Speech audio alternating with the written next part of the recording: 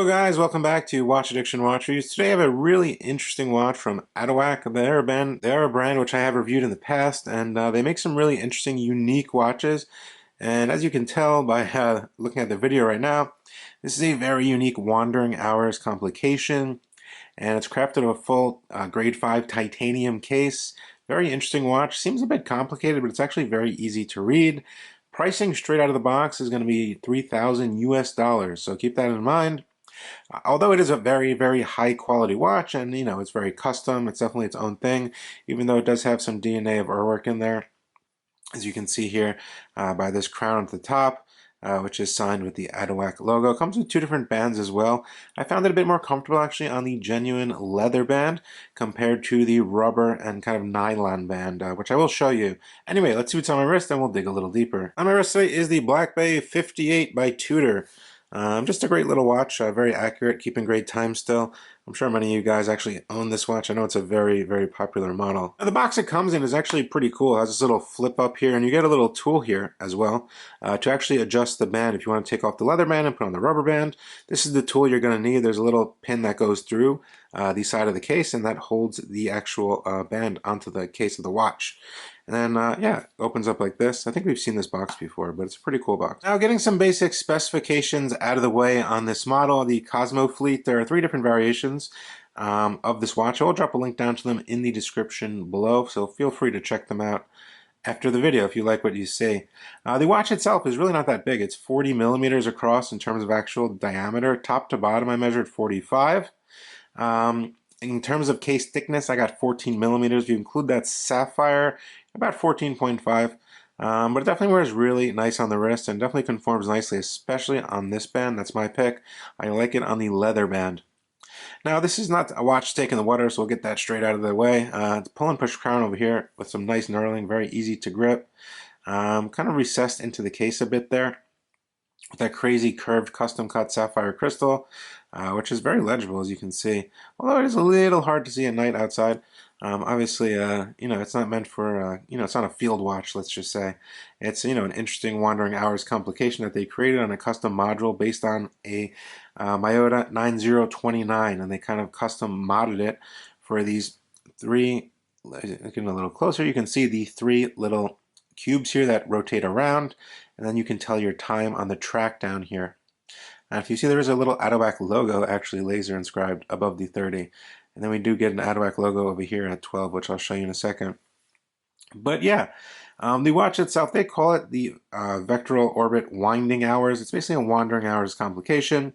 The case itself is crafted of grade 5 titanium. And they do say it's milled to 0.02 tolerance, which they do state takes 4 hours to machine one case. But yeah, let's get a little side view of the watch here. Very interesting case design. Get these little bolts here going on the top, and very smooth, blacked out. Of course, this whole case is blacked out, and yeah, very smooth, nice. I think it's a nice design. I like how the crown's at the top, even though you might think, oh, it's kind of hard to adjust, but no, I mean, it's really quite easy to adjust and grab, pull out, and then there's just one position and you can rotate. So now there's the little Atowak logo in copper at the 12. Very easy to rotate. You can see there goes 10 o'clock, 10:20. You get your minute tracks 0 through 60 in red, and everything is loomed in super luminova as well, which is very nice considering it's quite hard to apply to a very small area. So they did a pretty good job on that. The lume's actually pretty good. So basically you just go around your hours here. 1, 2, you want to set it to 2:30. If I get a little closer here, you can see you mark that 2, that little red arrow, down to 2:30. Push the crown back down, and then you have 2:30 in your set. So pretty easy to read, easy to set, although it looks much more complicated. And I'm not sure if that's carbon fiber or carbon fiber print, but I'm pretty sure it is carbon fiber. It looks pretty cool if you see inside there on that rotating disc, which is slightly polished. But yeah, all of these little cubes that rotate with the red numerals are made of titanium also. Just a very interesting watch. On the case back, they made a little cutout here, so you can get a glimpse of the movement and the balance wheel over here going off. And they do state on the case back, if I get a little closer, titanium and sapphire, 3 ATMs, sorry, I believe I said 50. It's 30 meters water resistance, so definitely not something to bring in the water. And this is a limited edition watch. As you can see, this is number 15 of 300 units. So there's 300 of these. But yeah, Atowak over here, very smooth, very nice case back. Little grip over here actually, so it stays on your wrist in a certain way. But yeah, I think it's a really interesting watch. The watch itself has about 38 hours of power reserve, beats at 4 hertz.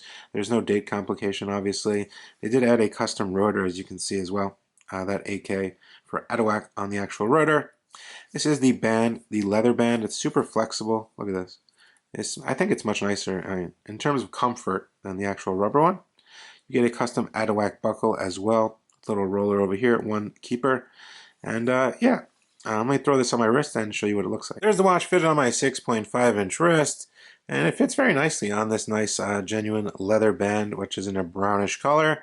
There's the Atowak buckle, very comfortable. It just keeps close to the wrist. There's a side profile, doesn't wear too big. Kind of looks sporty, different.